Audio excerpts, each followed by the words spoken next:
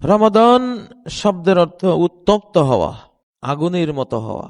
রমাদাতিল কদম আরবিতে বলে, মানে পা যেন পুড়ে যাচ্ছে। হাররুর রমাদা, মরুভূমির মাঝখানে, তপ্ত রোদের মাঝখানে দুপুরে যেই আগুনের মতো সাইমুম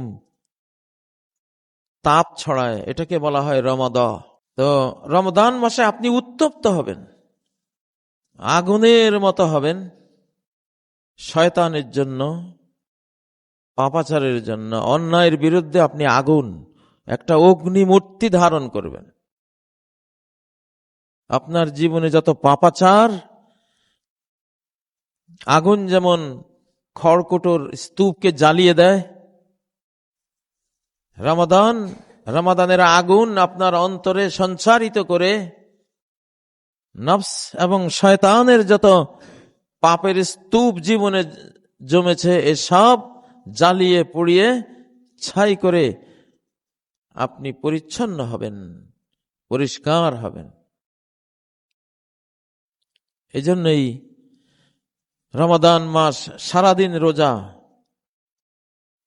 এবং প্রায় সারা রাত জিকির আজকার, তেলাওয়াত, তারাবি, সাহরি, তাহাজ্জুদ, এইসব কিছুতে আমাদের কাটে। এখন আমরা রমাদান মাসে যদি বাকি 11 মাসের মতোই থাকি, তাহলে আমরা ভিজা কাঠ। রমাদানের আগুন লাগে নাই আমার গায়ে, আমার অন্তরে সে আগুনটা আসে নাই। এই রমাদান মাসেই তো ইসলামের বিজয়ের প্রথম বদর যুদ্ধ সংগঠিত হয়েছে, এই মাসেই তো। কতটা কষ্টের মাঝে মরুভূমিতে সেই যুদ্ধ করে মহানবী সাল্লাল্লাহু আলাইহি সাল্লাম আজকের এই ইসলাম আমাদের জন্য রেখে গেছেন। না হলে শত্রুরা ইসলামের প্রদীপ সেদিনেই নিভিয়ে দিত, আমরা আর জান্নাতের পথ খুঁজে পেতাম না।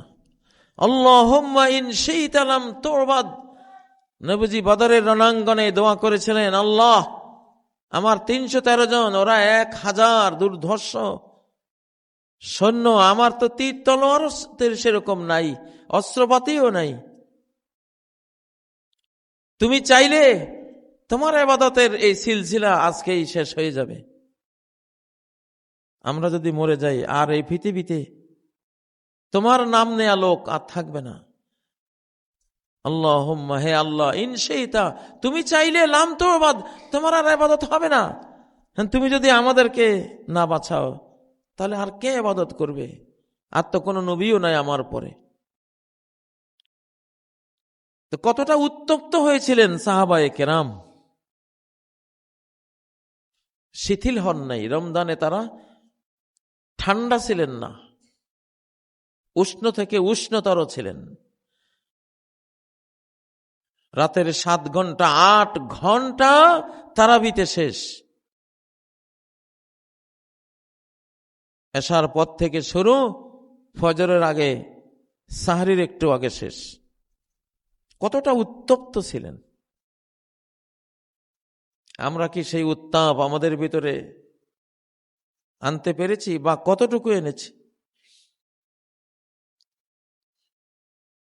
হযরত ওসমান এক রাকাতে গোটা কোরআন, প্রথম পারা থেকে শেষ পারা পর্যন্ত এক রাকাতে পুরা কোরআন শেষ করে ফেলছে।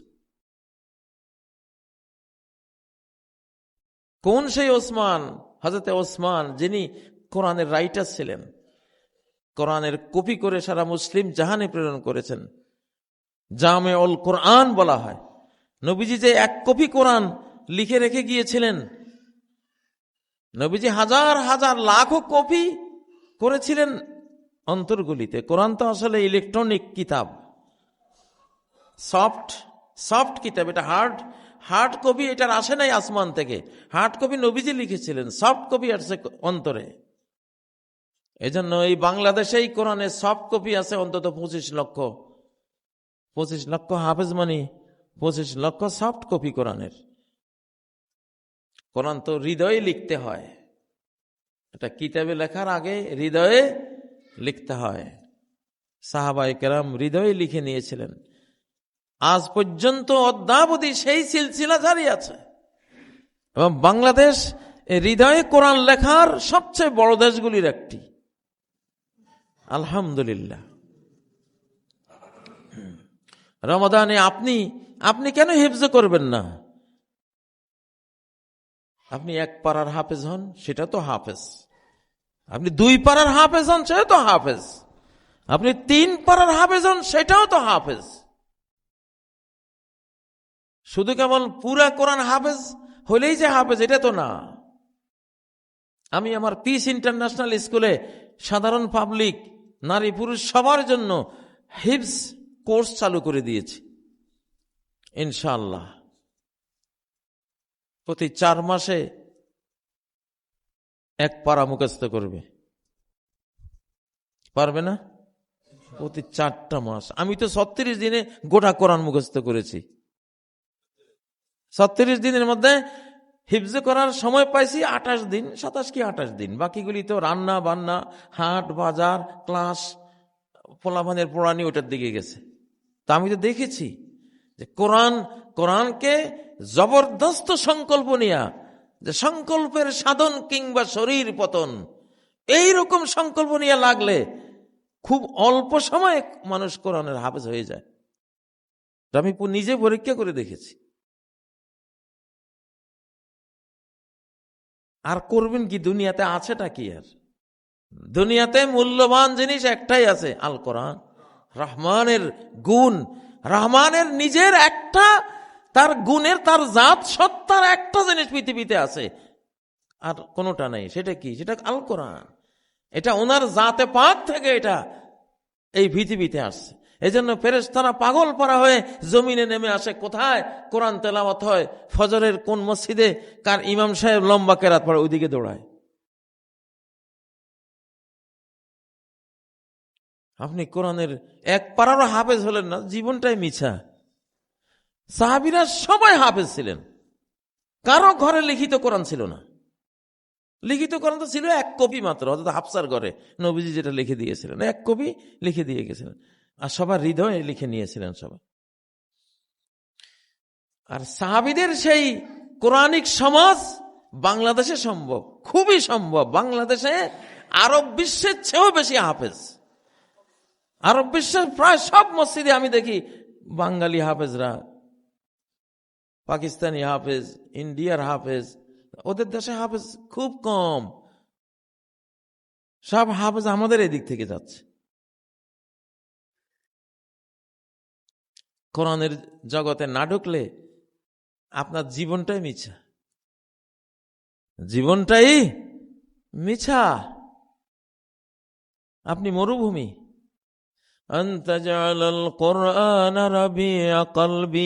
হে আল্লাহ, কোরআনকে আমার হৃদয় মরুর জন্য, আমার হৃদয়টা একটা সাহারা মরুভূমি, এখানে কোরআনের বৃষ্টি নাজিল করে তুমি একটা ঝর্ণা ধারা বইয়ে দাও, এটা সুজলা সুফলা শস্য শ্যামলা হয়ে যাক।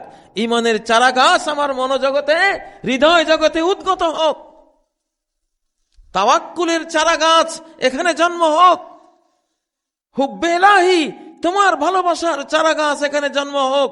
হুব্বে রাসূল মুহাম্মদ সাল্লাল্লাহু আলাইহি ওয়াসাল্লাম, ইশকে রাসূলের লতা পাতা এখানে গজিয়ে উঠুক। সেটা তো কোরআনিক বৃষ্টি না হলে মরুভূমিতে কি কিছু বৃষ্টিপাত ছাড়া যেমন মরুতে কিছু জন্মায় না, হৃদয় মরুতে কোরআনিক বৃষ্টি না আসলে কিছু জন্মায় না। এই জন্য এটি কোরআনের মাস। কেন রোজা রাখছেন আপনারা? রোজাদার ভাইয়েরা কেন রাখছেন? একটা এক্সাম্পল দিলে বুঝবেন।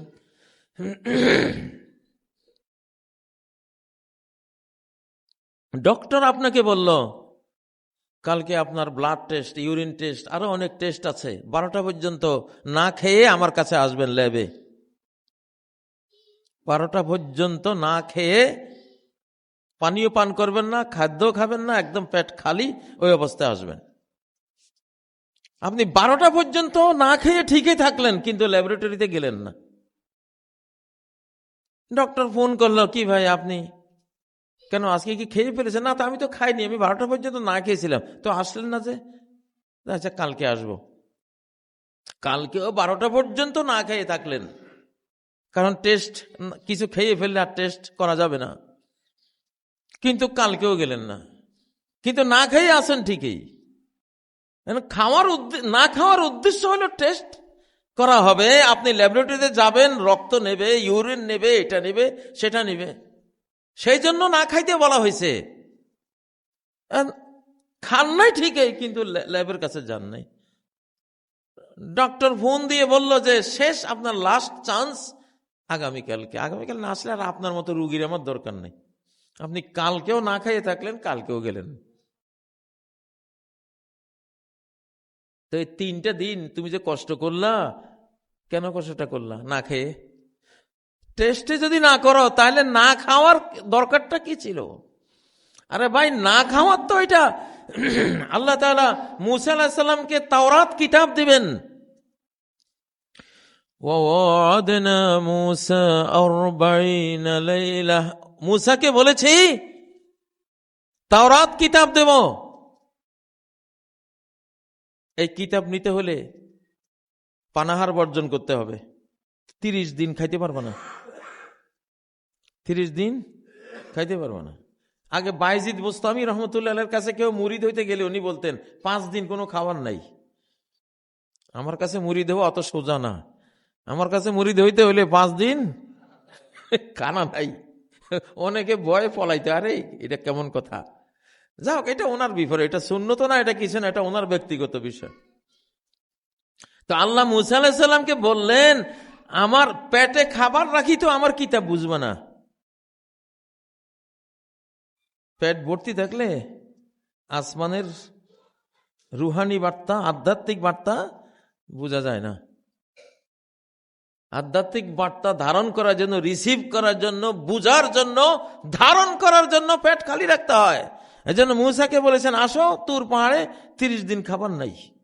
তখন রোজা ছিল মাগরিব টু মাগরিব, মাগরিব টু মাগরিব। মাগরিবের পরে খাইছেন, এবারে ঘুমাইছেন, আর খাবার নাই। আগামীকাল মাগরিবের টাইমে সূর্য অস্ত যাবে, তখন খাবেন। প্রায় 24 ঘন্টার রোজা। সেই রকম রোজা মূসা আলাইহিস সালাম 30টা পালন করেছেন তাওরাত কিতাবের লোভে। তাওরাত কিতাবটা পাবো, না খাইলাম তাতে সমস্যা কি? কিন্তু উনি একটা ভুল করে ফেলছেন, মেসাক করে ফেলছেন। ওই সময় রোজাদার মেসাক করবে না, এটাই ছিল নিয়ম। মেসাক করে ফেলছেন, আল্লাহ বললেন পেনাল্টি, আরো 10 দিন রোজা রাখতে হবে।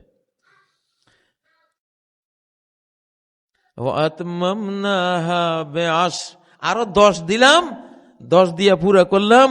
40 দিন রোজা, পেট খালি, ওই অবস্থায় তাওরাত কিতাব পাইছেন। আপনারা তো পেট খালি করাইছে কোরআন পড়ার জন্য, কোরআনে পড়লেন না তো, আপনি পেট খালি করি আপনার লাভ হইল কি?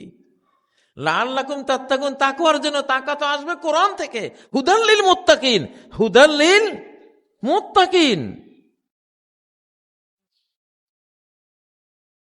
কোরআনের হেদায়েত পাইলেই না আপনি মুত্তাকি হবেন। লাআল্লাকুম তাত্তাকুন হবেন তো কোরআন দিয়া। সিয়াম এটার জন্য গ্রাউন্ড ফ্লোর তৈরি করে দিচ্ছে, মাঠ তৈরি করে দিচ্ছে। কোরআন আসবে, আলো জ্বালাবে, আলো দিয়ে আপনি এই অন্ধকার পৃথিবীতে চলবেন। মানুষ যেমন আজ এই যুগের মানুষ ওই দিন,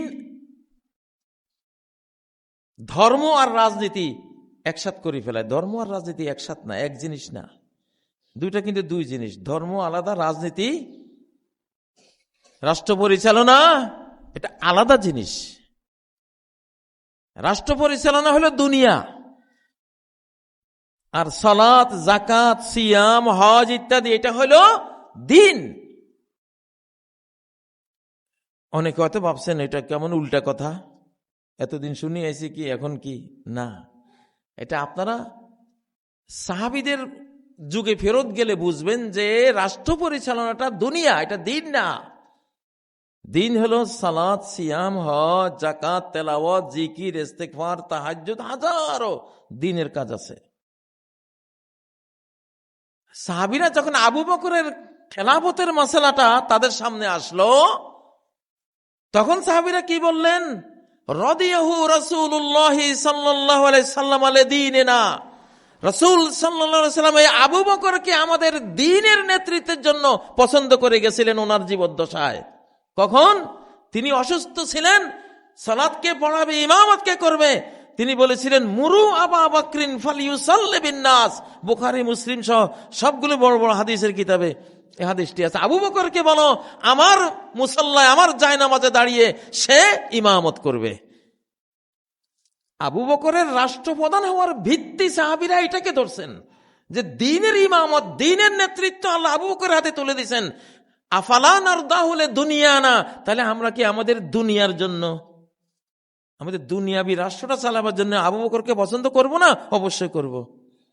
তাহলে সাহাবীরা বুঝছেন দ্বীনের নেতৃত্ব আলাদা, দুনিয়ার নেতৃত্ব আলাদা। রাষ্ট্র চালানো এটা দুনিয়া, এটা দ্বীন না। কিন্তু আছে এখানে একটা বিশাল কিন্তু আছে। কিন্তুটা কি? রাষ্ট্র পরিচালনা এটা দ্বীন নয়, ধর্ম নয়, এটা দুনিয়া। কিন্তু দুনিয়ার এই রাজনীতির অন্ধকার গিরিপথে ধর্মের প্রদীপ হাতে যদি না চলেন, তাহলে গিরি খাদে পড়ে আপনার জীবন শেষ হয়ে যাবে। আপনি ধর্মের প্রদীপ হাতে না নিয়ে যদি রাষ্ট্র চালাতে যান, তাহলে আপনি ফেরাউন হবেন, আপনি নমরুদ হবেন, আপনি হিটলার হবেন, আপনি চেঙ্গিস খান হবেন, আপনি হালাকু খান হবেন, আপনি গৌর গোবিন্দ হবেন, আপনি ফ্যাসিবাদী হবেন। আর ধর্মের প্রদীপ হাতে যদি দুনিয়া নামক এই অন্ধকার জগৎটা চালাতে যান, রাষ্ট্র চালাতে যান, ধর্মের প্রদীপ হাতে যদি দুনিয়াবি কাজটা করতে যান, তাহলে আপনি আবু বকর, আপনি ওমর, আপনি উসমান, আপনি আলী, আপনি সুলতান সুলেমান, আপনি আওরঙ্গজেব, আপনি শাহজালাল, শাহপরান, খান জাহান আলী, আপনি একজন মাহাদি টাইপের, ইমাম মাহাদি টাইপের একজন আল্লাহওয়ালা। পার্থক্য এখানে।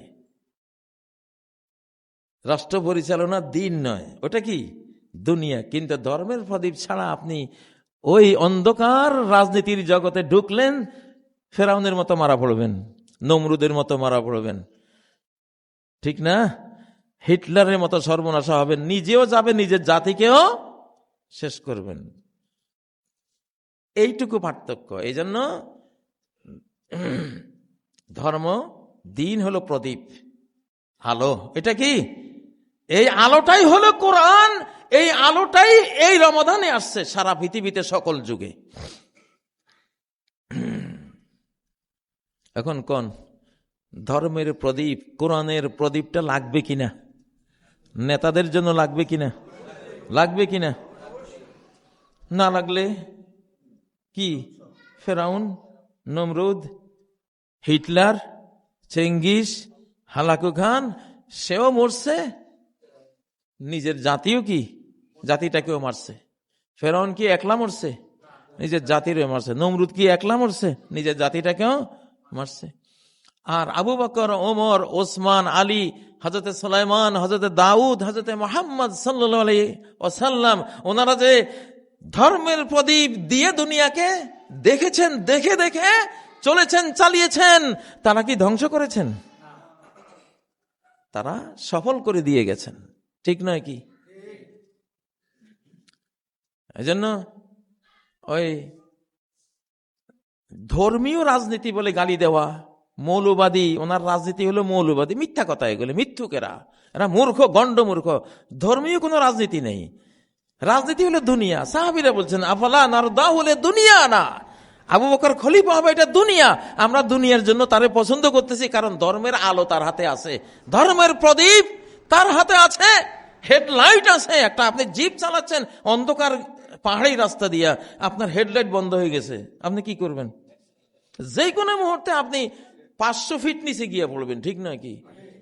এই জন্য আপনার হেডলাইট ঠিক আছে কিনা আগে ওইটা, যতক্ষণ হেডলাইট ঠিক আছে চলবেন, লাইট বন্ধ, স্টপ, ঠিক নয় কি? ব্যাপার হলো এইটা। তো যাই হোক, এখন আমরা পেট খালি করেছি কি জন্য? কোরআন পড়ার জন্য। বাংলাদেশে এখন যারা নেতা নেতৃত্ব দেওয়ার জন্য আছেন, ওনারা তো পেট খালি করছেন, অনেকেই রোজা অনেকে রাখে, ঠিক না? কিন্তু বন্ধুরা, পেট খালি যেমন ডক্টর বলেছেন 12টা পর্যন্ত পেট খালি রাখবা, টেস্ট হবে এই জন্য, ঠিক না?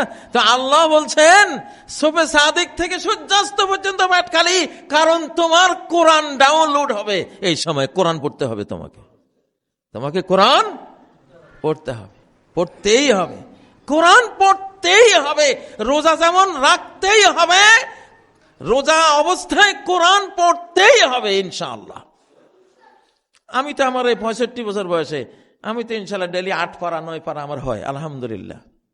একটা তো আমি 7 দিনে খতম করি, ওটা চালু রেখেছি। আবার তারাবিও পড়ি নিজে, 30 পারা ডেলি 1 পারা করে পড়ি। এটার সাইডে ফাইডে আরো আমি হিসাব করছি আমার 7-8 পারা 9 পারা হয়ে যায়। কই, আমি কি দুর্বল হয়ে গেছি? আমার তো আরো খালি এনার্জি আসতেছে। কোরআন বললে মনে হয় যেন রোজায় নাই, আমি রোজা রাখিই নেই, এত এনার্জি কোরআনে দেয়। আল্লাহু আকবার। তাহলে রোজা কি রাখতে হবে না রাখতেই হবে? রাখতেই হবে, মানে না রেখে কোনো উপায় নাই। তাহলে তেমনি রোজা মুখে কোরআন পড়তে হবে নাকি পড়তেই হবে? পড়তেই হবে। না পড়লে আপনি গবেট রোজাদার, আপনি পেট তো খালি করছেন, কোরআন ডাউনলোড করবেন ওই জন্য, ঠিক না? ঠিক না? এখন ওই যে টেস্টওয়ালার মতো আর কি, পেট খালি করছে, টেস্টে করে নাই, হুদাই খালি উপবাস করে কষ্ট করে, হ্যাঁ, আদা মরা হয়েছে। নবীজি তো এটাই বলে গেছেন, রুব্বা সাইমিন লাইসা লাহু মিন সিয়ামিহি ইল্লা সাহার ওয়া ইল্লাল আতশ ওয়াল জু। কত রোজাদার রোজা রাখছে, বেচারা রোজা রাখি হুদা এই ক্ষুধা আর পিপাসায় কষ্টই করছে, আর কিছু পায় নাই।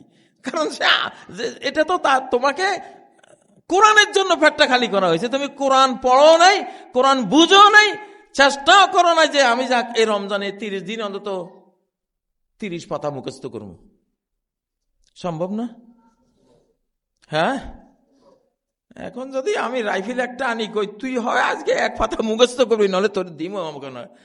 তখন স্যার আমার 10 মিনিটে মুখস্থ হয়ে যাবে, আপনি চিন্তা করেন, ঠিক না? যদি দেশে এমন নিয়ম থাকে যে পুলিশ বন্দুক লই আইব, যে কোরআন 1 পাতা ডেলি মুখস্থ করবে না, তার ক্রস ফায়ার বা তার একটা বিরাট, দেখবেন 1 পাতা কি ডেলি জান বাঁচাবার জন্য 10 পাতা মুখস্থ করে ফেলবেন। আমি তো নর্মালি আমি যে এক দিনে কোনোদিনে 1 পারা মুখস্থ করছি, আমি যে প্রত্যেক দিন 1 সমান তো মুখস্থ করি নাই। কোনোদিন শরীরটা একটু দুর্বল ছিল, আধা পারা মুখস্থ করে এসেছে, পরের দিন 1.5 পারা মুখস্থ করে নিছি। আপনাদেরকে কোরআন যে কেমনে পড়াইতে হবে, এই আখেরি জামানায় কি এরকম আকাশের বন্দুক নাজিল হবে? উপায় নাই। তাহলে রোজা যেমন রাখতেই হবে, কোরআন তেমন পড়তেই হবে। ইন্নাল্লাযী ফারাদা আলাইকাল কুরআন, নিশ্চয়ই ওই আল্লাহ যিনি ফারাদা ফরজ করেছেন, অব্লিগেটরি করেছেন, পড়তে হবে করেছেন আল কোরআন, কোরআনকে। তাহলে রোজা যেমন রাখতেই হবে, কোরআন নিজেই বলছে ফারাদা আলাইকাল কোরআন, সূরা আল কাসাসের মধ্যে একদম শেষ পৃষ্ঠার আয়াত, যে আল্লাহ তোমার উপরে কোরআনকেও ফরজ করে দিয়েছেন। আল্লাহু আকবার।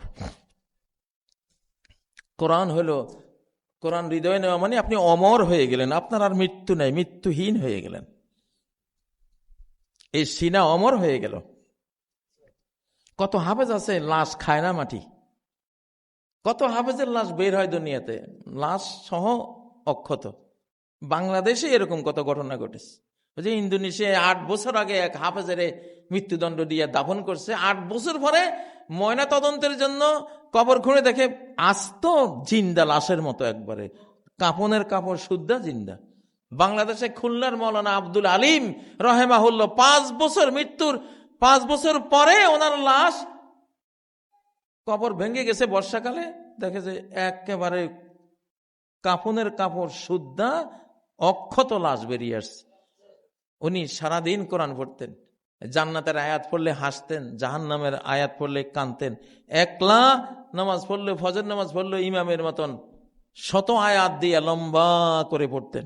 আমরা তো ইমাম সাহেবের জামাত না পাইলে ঘরে পড়তেছি, ওই সূরা ইখলাস ফালাক নাস দিয়ে পড়ি ফেলে, ঠিক না? ঘরে পড়তেন, সেদিনও ইমাম সাহেবের মতন লম্বা কেরাত দিয়ে পড়তেন। সে মানুষটা মারা গেল, 5 বছর পরে লাশটা কবর ভেঙ্গে বেরিয়ে আসলে একদম অক্ষত। এই জন্য রমজান মাস কোরআনের মাস। ইমাম বুখারী হাদিসের উস্তাদ, রমজান মাসে হাদিসও পড়তেন না উনি, প্রতিদিন 1 খতম, প্রতিদিন 1 খতম দিতেন, 30 দিনে 30 খতম। ইমাম শাফি রহমতুল্লাহ আলাই, উনি আইন শাস্ত্রের বড় ইমাম ছিলেন, রমজানে ওইটা বাদ প্রতিদিন 2 খতম। মিশরে ওনার কবর, আজহার বিশ্ববিদ্যালয়ের আশপাশে ওইদিকে, প্রতিদিন 2 খতম, 30 দিনে কত? 60 খতম। এরা কি মানুষ ছিল? মানুষই তো, এরা তো জিব্রাইল ছিল না কেউই, আমাদের আপনাদের মতো এই ভাত রুটি খাওয়া মানুষই তো ছিল। তো তারা পারলে আমি কি 1 খতমও দিতে পারবো না? উনি 60 খতম দিলেন, আমি 1 খতমও পারবো না, এটা কেমন কথা? আসলে ইচ্ছা থাকিলে উপায় হয়। এখন ভাই, আমি যে বন্দুকের কথা বলছি, বন্দুক নিয়ে বুকে ধরলে আপনি 10 মিনিটে 1 পাতা মুখস্থ করে দিবেন। এই বন্দুক কিন্তু কবরে রেডি আছে, কবরে মুগুর, লোহার মুগুর।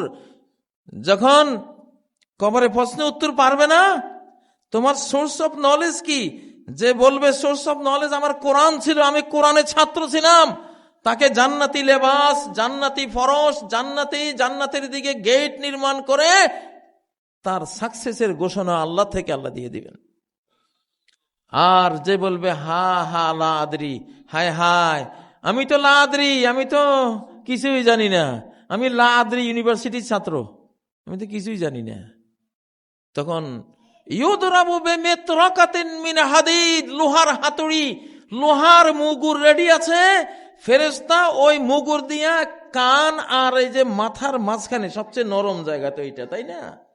এখানে বড় আঘাত খাইলে মানুষ বাঁচে না, এই জায়গায় ইউদরাবু বিমিতরাকাতিন মিন হাদিদ, এমন মারবে, লাউ দুরিবা বিহা জাবালুন লাসারা তুরাবা, কোন পাহাড়কে ওই হাতুড়ি মুগুর দিয়ে মারলে পাহাড় মাটি হয়ে যেত। কারা কারা রাজি আছেন এই মুগুরের, ফেরেশতার লোহার মুগুরের বাড়ি খাওয়ার? উপায় আছে? কোরআন না পড়ে উপায় আছে? কোনো উপায় নেই। বাড়িতে গিয়ে সোজা কোরআন নিয়ে বসবেন। আমরা তো আলহামদুলিল্লাহ, আমরা যে গাড়িতেও কোরআন, বাজারে হাঁটতে গেলেও কোরআন পড়ি, ঘরে কথা কেউ বলতে গেলেও এরা থামাই দিয়ে কোরআন পড়ি। আমাদের তো বিনোদন, এটা হলো মূল বিনোদন, এটা মানুষের জীবনের আত্মার বিনোদনের। রমজানের বিনোদন তো এটাই, কোরআন দিয়া। রমজানে বসে বসে মোবাইলে আপনি একটার পর একটা, এই যুগের মোবাইল তো হলে মৃত্যু তুল্য, কারণ মোবাইলের সিরিয়ালের ঘটনার কোনো শেষ নাই, লাখ লাখ ঘটনা একটার পর একটা, আপনি 24 ঘন্টা দেখেও আপনার শেষ হবে না, ঠিক না? এই জন্য এই মোবাইলের খাদে যে পড়ছে ও মরছে। যদি আল্লাহর কোরআনটা পড়তেন। দেখুন বাংলাদেশে আগামীকালকে কি হবে, সামনের 6 মাসে কি হবে, সামনের 1 বছরে কি হবে, এরপরে কি হইতে পারে, সারা বিশ্বে কি হবে, আপনি কি জানেন? জানেন না, কিন্তু কোরআনে আছে, কোরআনে সব আছে। আপনারা আগামীকাল কি হবে কোনো মোবাইলেও বলতে পারবে না। তো কোরআন তো হলো সর্বোত্তম ইনফরমেশন বুক। এই মোবাইলের চেয়ে ট্রিলিয়ন ট্রিলিয়ন গুণ বেশি ইনফরমেশন বুক হলো কি? কোরআন। কোরআনের জগতে একটু ঢুকেন, দেখবেন যে কিভাবে আপনি কি ছাতার মাথায় পড়িয়াছি আমরা এই মোবাইল সবাই এগুলি নিয়ে। মোবাইল দরকার ঘন্টাখানিক, আধা ঘন্টা। মোবাইল যিনি বানাইছে উনি ডেলি 5 থেকে 15 মিনিটের বেশি জীবনে ব্যবহার করেন না, এটা এত খারাপ জিনিস। মোবাইল যে বানাইছে সে, এমন তার শোয়ার রুমে কোনোদিন মোবাইল সে রাখে নাই, দূরে রাখছে। সে জানে এটা কি খারাপ জিনিস, কতটা ক্ষতি করে মানুষের, এই জন্য সে এটা করছে। কিন্তু আমরা তো আমাদের পকেটে নিয়ে আমরা ঘুমাই। দয়া করে রমাদান মোবাইলের জন্য না, রমাদান কোরআনের জন্য। রমাদান আমাদের পাশবিক আনন্দের জন্য না, আধ্যাত্মিক আনন্দের জন্য। আপনাকে যে রাত্রে আল্লাহর সামনে 20 রাকাত নিয়ে দাঁড় করিয়ে দেয়া হয়, এটা হলো আল্লাহর কাছে আল্লাহর সাথে ঘনিষ্ঠ হন আপনি। আল্লাহই বন্ধু, কোন বন্ধুই টিকবে না এই পৃথিবীতে। আপনার কবর পর্যন্ত বহু বন্ধু, কোটি বন্ধু, 100 কোটি বন্ধু থাকতে পারে, কিন্তু 1 বিঘত মাটির নিচে যাওয়ার পরে বা মাটির ওই যে গর্তের কাছে নেওয়ার পরে দেখবেন যে সব বিদায়ের জন্য রেডি, ঠিক না? কিন্তু আল্লাহ তো বিদায় নেবেন না। আল্লাহ বরং আসল ওনার বন্ধুত্ব শুরু করবেন, যে হ্যাঁ বন্ধুরে, তোর এখন আর কেউ নাই, তা আমি তো তোরে বলবো না, তোর এখানে কি লাগবে, কি সুখ দিতে হবে, শান্তি তোর দেওয়া লাগবে, আলো লাগবে, তোর এখানে বাতাস লাগবে, তোর এখানে জীবন ধারণের ওরকমই তো তুই একটা জীবন নিয়ে এসেছিস। মানুষ মরে গেলে কিন্তু মরে যায় না, মরা কি শেষ হয়ে যাওয়া? মানুষের মৃত্যুই মানুষ বুঝে না মৃত্যু কি জিনিস। মৃত্যু হলো শুধু এক জায়গা থেকে আরেক জায়গায় চলে যাওয়া, ট্রান্সফার। ইন্তেকাল মানে ট্রান্সফার হয়েছে, ইন্তেকাল মানে এক জায়গা থেকে আরেক জায়গায় গেছে। এই আপনার লাশ যখন খাটে আছে, আপনার রুটাও এখানে আছে, সে সব দেখে। কে আপনার লাশটাকে একটু দেখতেছে, কেউ একটু দোয়া দিচ্ছে, সে ওইটাও দেখে, কেউ একটু ধোয়াইছে তারও দেখে। আপনি দেখবেন, আপনি যেদিন মরবেন আপনি দেখবেন যে আপনার স্ত্রী, আপনার ছেলে, আপনার মেয়ে, আপনার শুভানুধ্যায়ী বন্ধু সার্কেল আপনাকে নিয়ে কেউ চোখের পানি মুছতেছে, আপনি সব দেখবেন, সব দেখবেন। এটা আধুনিক বিজ্ঞানও এখন প্রমাণ হয়ে গেছে। 7-8 ঘন্টা পর্যন্ত ব্রেইনও তো সতেজ থাকে, ব্রেইনও পুরা মরা, মৃত্যু তার ব্রেইনের মধ্যে আসে না। 7-8 ঘন্টা ব্রেইনও জীবিত থাকে। এবং হাদিসে যেটা বলা হয়েছে যে আপনি সব দেখবেন, সব শুনবেন, শুধু রিপ্লাই দিতে পারবেন না। বদরের যেই নিহত কাফেরদের 24 জনের লাশ বদরের কুফের নিচে ফেললেন, আর নবীজি বললেন, হাল ওয়াজাদতুম মা ওয়াদা রাব্বুকুম হাক্কা। ও আবু জাহাল, ও বেঈমানরা, আমি যে বলতাম যে আল্লাহই হলেন মাবুদ, ওনাকে যদি ইবাদত না দাও, ওনাকে অমান্য করো, তাহলে ভয়ঙ্কর আযাবে পতিত হবা। কি আমার সেই ওয়াদা এখন তোমরা সত্য পেয়েছ? ওমর সাইড থেকে বলেন, ইয়া রাসূলুল্লাহ, মা তুকাল্লিমু মিন আজসাদিল্লাহ আরওয়াহা লাহা। আপনি এমন সব লাশের সাথে কথা বলছেন যাদের কোনো আত্মা নাই। নবীজি বলেন, ওয়া আইমুল্লাহি মা আনতুম বিআসমা লিমা আকুলু মিনহুম। আল্লাহর কসম, আমার কথা তোমরা যা শুনতেছো ওরা তার চেয়েও বেশি শুনতেছে। তোমরা ওদের চেয়ে বেশি শুনতেছো না আমার কথা। তারা এত ক্লিয়ার শুনতেছে, শুধু রিপ্লাই দিতে পারবে না, কারণ সিস্টেম শেষ। অনুমোদন, রিপ্লাই দেওয়ার, একজনের কথা শুনে কথা বলার সেই পারমিশন আর নাই। শুধু এইটুকু পার্থক্য। প্রিয় ভাইয়েরা, অতএব বন্ধু আল্লাহই, আপনার আর আল্লাহ ছাড়া কেউ বন্ধু নেই। আমরা আল্লাহর ফকির। কার ফকির? আনতুমুল ফুকারাউ ইলাল্লাহ। তোমরা ফকির কার? মায়ের ফকির না। মা ছাড়াও মানুষ দুনিয়াতে আইছে। আদম আলাইহিস সালাম মা ছাড়া আইছে না? হ্যাঁ, বাপেরও ফকির না তুমি, বাপ ছাড়াও কেউ কেউ আইছে কিনা? কে আইছে? ঈসা আলাইহিস সালাম, ঠিক না? মাও নাই বাপও নাই, এরকমও তো আইছে। কে আইছে? আদম নিজে আইছে। মাও নাই বাপও নাই। বেহেশতের মধ্যে যে আপনার জন্য হুরি বানাবে আল্লাহ তাআলা, স্ত্রী বানাবে, ওদের মাও নাই বাপও নাই, আল্লাহ তাআলা ফুলের ভিতর থেকে বানাই আপনারা দেবে। আচ্ছা, তা আপনি মায়ের ফকিরও না, বাপের ফকিরও না, বন্ধুর ফকির না। বন্ধু না হইলেও চলবে, আপনি ফকির কার? আল্লাহর। আল্লাহ না হইলে দুনিয়াতে সবাই মনে করে আমি অপরিহার্য। নো, কিসের আপনি অপরিহার্য?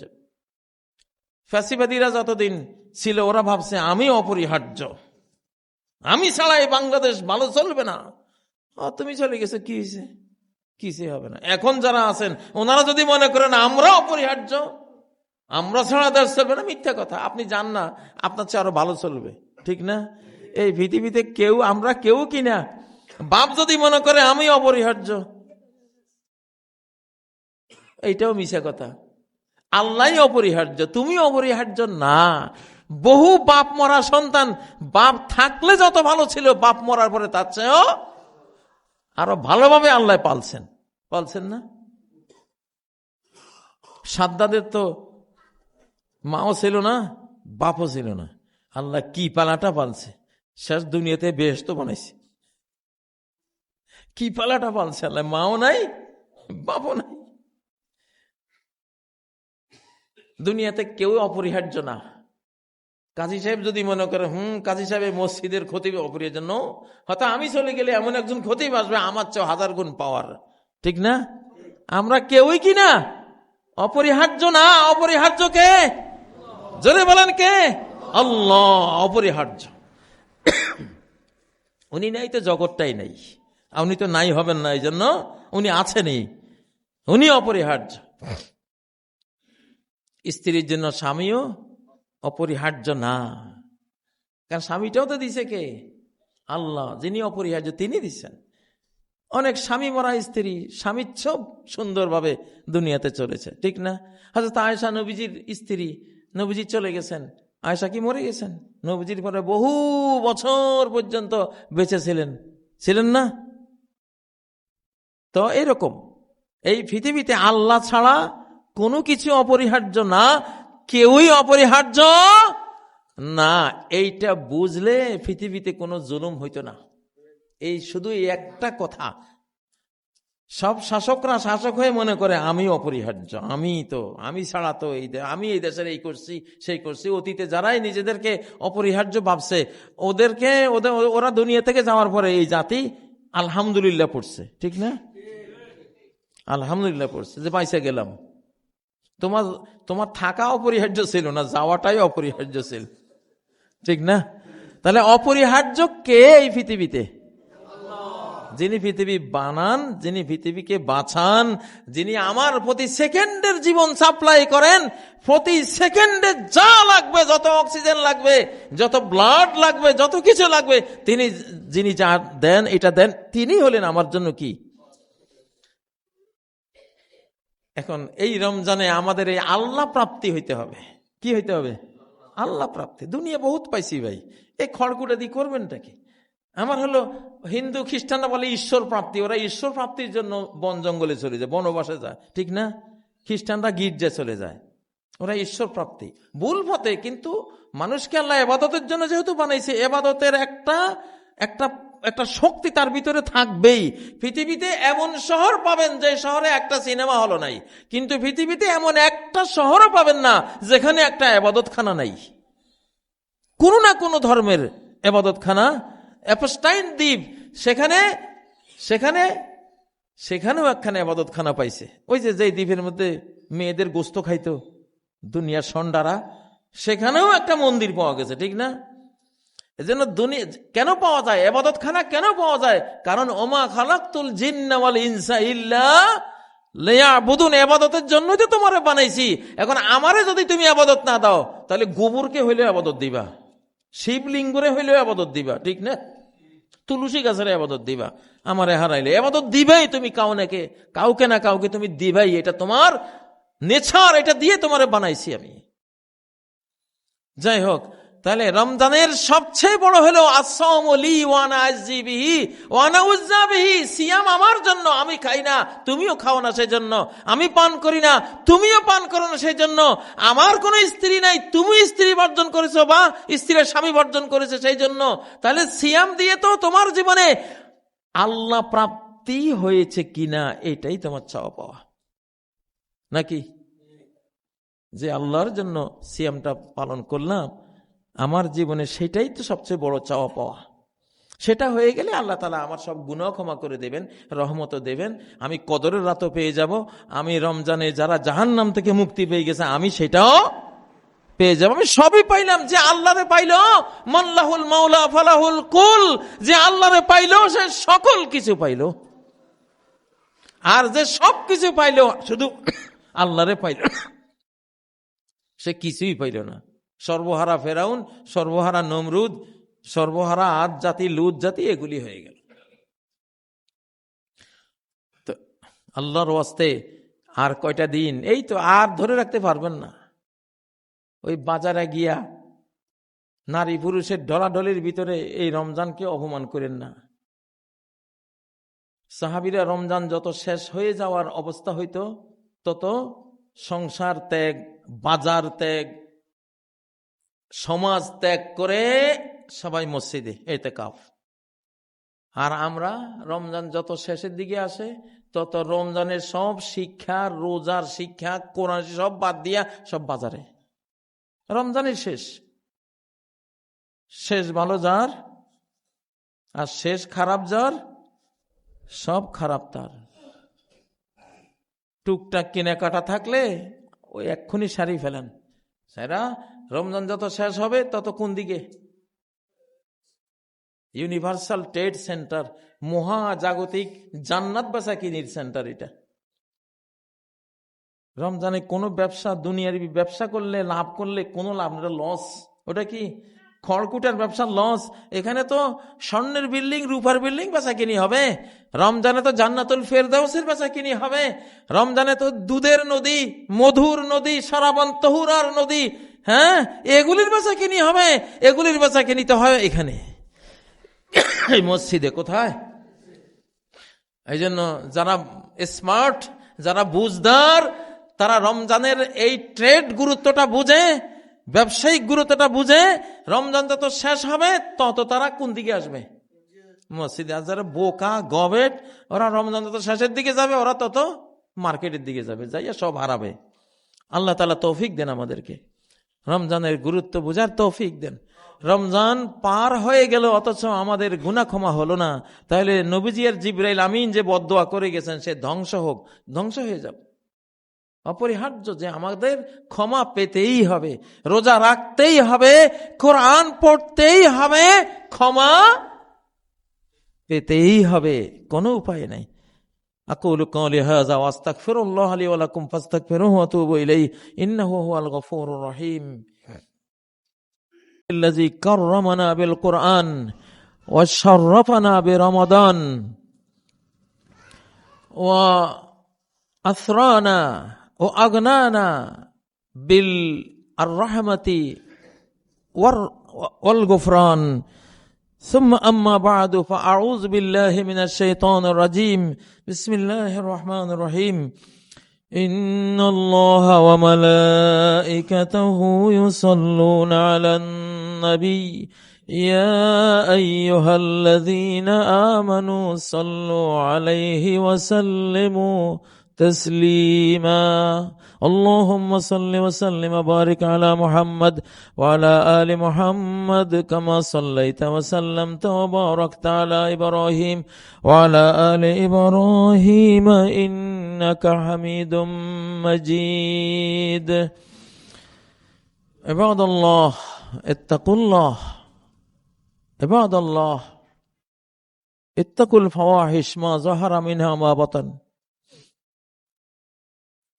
রোজাদারগণ, আল্লাহকে ভয় করুন, পাপাচার বর্জন করুন। রোজা মানে কি?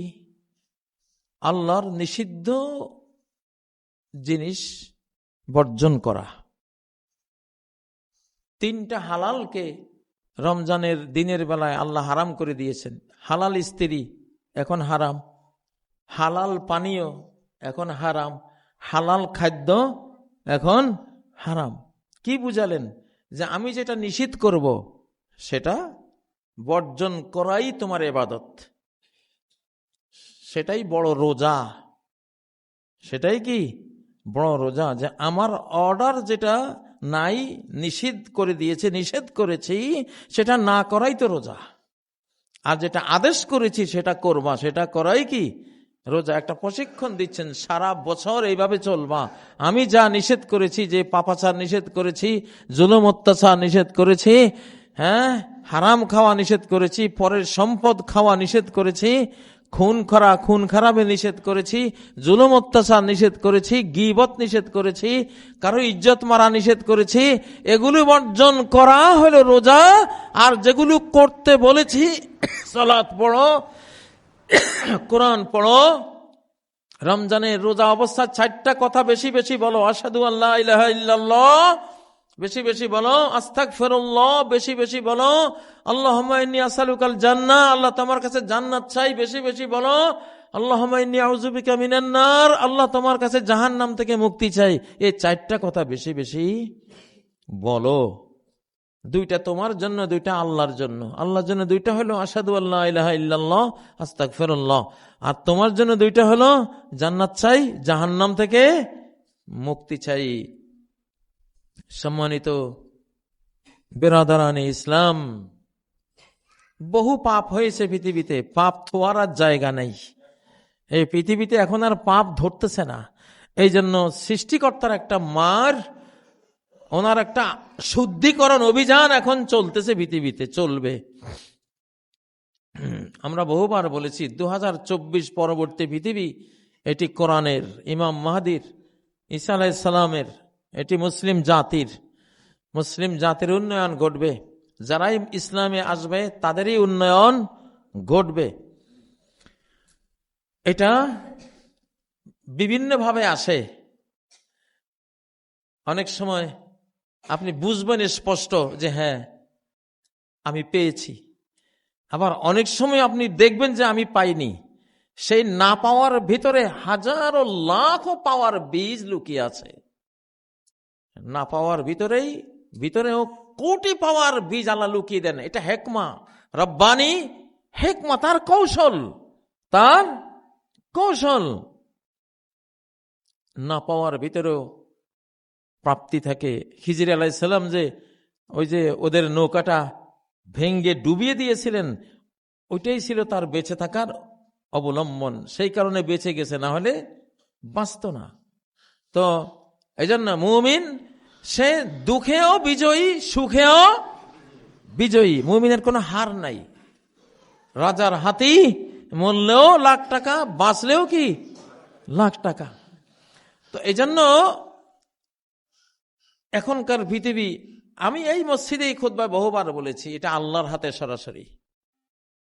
পৃথিবীতে আর এখন পাপাচার করে টিকে থাকার কোনো সুযোগ নাই, কোনো সম্ভাবনা নাই।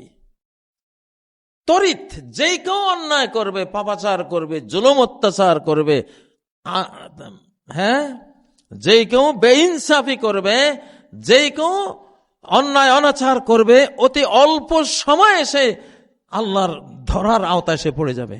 সময় লাগবে না, এখন আর সময় লাগবে না। ইমার্জেন্সি পিরিয়ড চলছে, আপনারা দেখতে থাকবেন ইনশাআল্লাহ। তো সবাইকে পাপের পথ বর্জন করা উচিত, অন্যায়ের পথ বর্জন করা উচিত। এটা আখেরি জামানা। সত্যের বিজয় এখন অবশ্যম্ভাবী, অসত্যের পরাজয় এখন অবশ্যম্ভাবী। দুদিন আগে আর পর। নবীজিকেও সাহাবীরা বলতেন, ইয়া রাসূলুল্লাহ, আপনি না বলেছিলেন যে আমরা বিজয়ী হব, আপনি না বলেছিলেন কত। তো নবীজি কি বললেন? শোনো, আল্লাহ তাআলার একদিন আমাদের 1000 বছরের সমান না। আল্লাহর কাছে একদিন, ইন্না ইয়াওমান ইনদা রাব্বিক কাআলফি সানাতিম মিম্মা তাউদ্দুন, আল্লাহর একদিন পৃথিবীর 1000 বছরের সমান। তাহলে ওই দিনের 1 ঘন্টা এই পৃথিবীর অন্তত 20-30 বছর চলে যাবে 1 ঘন্টার ভিতরে, ঠিক না? আরো বেশি। তো সময়ের তারতম্য আছে। তো ওলা কিন্নাকুম তাস্তাজিলুন, তোমরা তাড়াহুড়া করতেছো, তাড়াহুড়া করো না। এটা তো 1400 বছর আগে নবীজির কথা। ঠিকই দেখেছেন, নবী সাল্লাল্লাহু আলাইহি সাল্লাম বিজয়ী হয়েছেন। মক্কা বিজয়ের দিন তারা সবাই তখন হাসতে হাসতে বুঝে নিয়েছেন যে হ্যাঁ, এটাই আপনি আসলে বলেছিলেন, আমরা তখন বুঝি নেই। তো মুমিনদের, মুসলিম উম্মার পরাজয়ের কোনো আর আশঙ্কা নাই। কিন্তু ক্ষণকালীন সারা বিশ্বব্যাপী মুসলিমদের পরীক্ষা নিরীক্ষা হবে, কষ্ট হবে, যুদ্ধ বিগ্রহ হবে, কিন্তু ফাইনাল বিজয়টা কার? ওয়াল আকিবাতু লিল মুত্তাকিন। তো আমার পক্ষ থেকে মেসেজ হলো, পৃথিবীতে পাপ আর ধরছে না, পাপ রাখার আর জায়গা নাই। পাপের পরিমাণ এত বেড়ে গেছে, এই জন্য আকাশ থেকে অ্যাকশন আসবে, ভয়াবহ অ্যাকশন আসবে। পাপের পথ বর্জন করুন, অন্যায়ের পথ বর্জন করুন, ন্যায়ের পথ, পুণ্যের পথে চলুন। আল্লাহ তাআলা তাহলে যারা পুণ্যের পথে চলবেন তাদেরকে মুক্তি দেবেন ইনশাআল্লাহ। পাপের পথ যারা বর্জন করবেন তারা মুক্তি পাবেন। বাকিরা আমরা যে বলি পৃথিবীতে 500-600 কোটি মানুষ মারা পড়বে, ওরা তারাই যাদের অন্তর মরে গেছে, যারা পাপও বুঝে না, পুণ্য বুঝে না, সব এক সমান হয়ে গেছে যাদের কাছে। এরা পৃথিবীতে বেঁচে থাকলে পৃথিবীকে ভালো বানানো যাবে না। এই জন্য এই শ্রেণীর শত শত কোটি মানুষ আল্লাহর মার খেয়ে দুনিয়া থেকে বিদায় হয়ে যাবে। আমরা যাতে তাদের মধ্যে সামিল না হই, আমরা যাতে যারা বেঁচে যাবে বা মরলেও সত্যের পথে মরে শহীদি মরণ, শহীদি মর্যাদা পাবো, আল্লাহ যাতে সেই তৌফিক আমাদেরকে দান করেন। আল্লাহ তাআলা বাংলাদেশকে রহম করুন, বাংলাদেশের পরিস্থিতি পরিবেশকে আল্লাহ তাআলা এই দেশের জনগণের অনুকূল করে দেন আল্লাহ। শাসকদেরকে জনগণের জন্য রহমত করে দেন আল্লাহ।